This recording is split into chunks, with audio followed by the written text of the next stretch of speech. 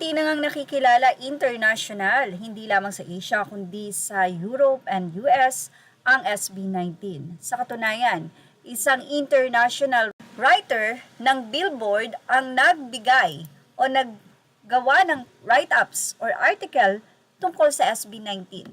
Mula kay there is a specific sense of accomplishment and freedom that comes from an artist owning their work. For SB19, that liberation came through their self-established, self-managed company when Pablo, Jos, Stalcan, and Justin established 1Z Entertainment in the years following their international breakout. It was clear the group wanted to ensure they were in control of their destiny and telling their own story.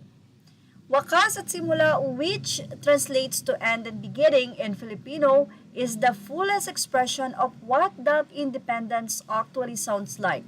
Across 24 tracks, the quintet weave together their trilogy of 6 songs EPS or IPS 2021 Pagsibol, 2023's Pagtatag, and Simula at Wakas from last year, alongside 6 newly recorded tracks, creating a comprehensive documentation for one of the most remarkable stories in modern Asia pop. In particular, the Pagsibol material returns in re-recorded forms, with those 6 songs labeled as New Wakas at Simula version. An official statement noting that the songs changed reflect personal experiences, but perhaps most importantly, these defining songs are now official releases under SB19's own label. Sa pagpapatuloy ni Jeff Benjamin, sinabi niya na while SB19 made major strides throughout these 3 EPs, the 6 new tracks, including the politically charged single Visa, plus cross-cultural collaborations with the likes of Japan Hot 100 chart toppers Be First, and one of Asia's top pop divas Jolene, mark some of the group's best work yet and indicate a boldness for where they can go in the future. With SB19 upcoming festival debut at Lollapalooza, the first P-pop group to earn a spot at the massive Chicago Fest, and a slot at Japan's Summer Sonic, joining a lineup including The Strokes, FKA Twigs, and Blackpink's Jennie. The 5 stars are actively pushing the Philippines pop music to the global stage, with this LP acting as an important history marker.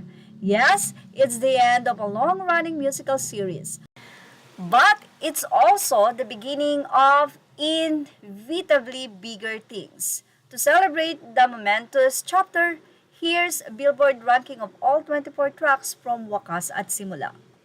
Hindi na po natin ibinahagi na inisa-isa nga nitong si Jeff Benjamin ang songs ng SB19. Wow! The fact na ang SB19 ay naisulat na nga po sa international Billboard, hindi dito lang sa Japan, hindi dito lang sa Pilipinas, kundi international. At sino nga po ba si Jeff Benjamin? Anyway, bakit nga po ba big deal kapag ikaw ay nagkaroon ng artikulo na si Jeff Benjamin ang sumulat? Si Jeff Benjamin ay isang kilalang music journalist at TV personality na nakabase sa Estados Unidos. Siya ay mas kilala sa kanyang trabaho tungkol sa K-pop at international music.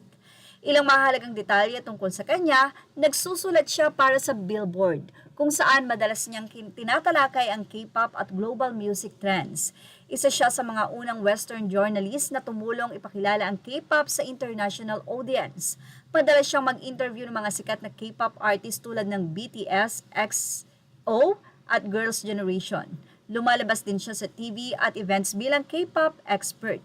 Bakit siya sikat? Sumikat si Jeff Benjamin dahil siyang isa sa mga pangunahing bridge sa pagitan ng K-pop at Western media. Tinulungan niyang maintindihan at ma-appreciate ng international fans ang Korean music scene. So alam niyo na po mga SB19 fans. 18, mukhang ito na nga ang simula ng pagpapakilala ni Jeff Benjamin sa P-pop, especially ang SB19 sa Western at sa US. At yan ang ating Showbiz Now update. Images are all credit to the rightful owners. Thank you for watching Showbiz Now.